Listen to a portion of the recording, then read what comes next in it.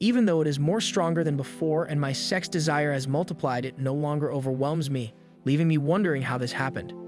My response will make it clear to all of you guys why some guys can't last more than a few weeks before they relapse. After carefully examining my relapses, I realized that I wasn't doing it for the sake of pleasure, but rather to get away from my own mind. A while back, everything in my life was going wrong, and I had developed the habit of thinking negatively about everything, including things that weren't going wrong. I realized that I can't use willpower alone to stay on the journey of semen retention because willpower is not sustainable. I was good at things before, but I was failing at those as well, so this spiral of depressing thoughts and tendency to blame the world led me to more of the same. Whenever I relapsed, it was just a convenient escape for me to feel a huge shot of dopamine similar to alcohol. Men turn to such things when they are down emotionally. I began studying the mind because I was aware that I was too preoccupied with my environment to think properly, and the door to bliss opened. Most of the time, an adult guy jerks off solely to release stress. It is simply an escape route.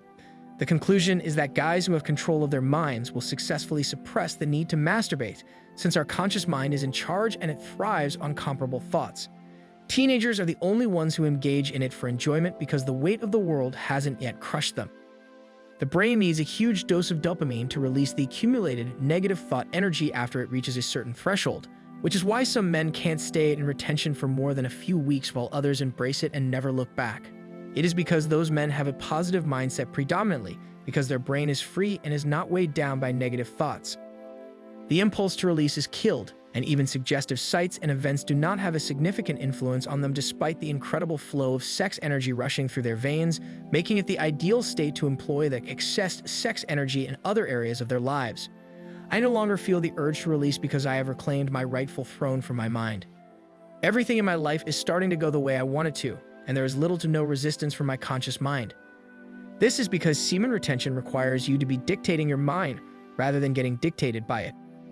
Previously, my mind was controlling me because of my fears. Now, I control it by releasing all of my fears into God and my subconscious mind, and I also state what I want and stick to it. As a result, there is little to no conflict between my soul and my mind, and the mind is primarily positive and at peace.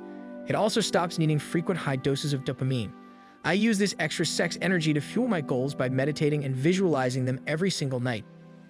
I stop watching the news and I stop identifying with other people's negativity. It's all a process, but you have to start by observing your thoughts.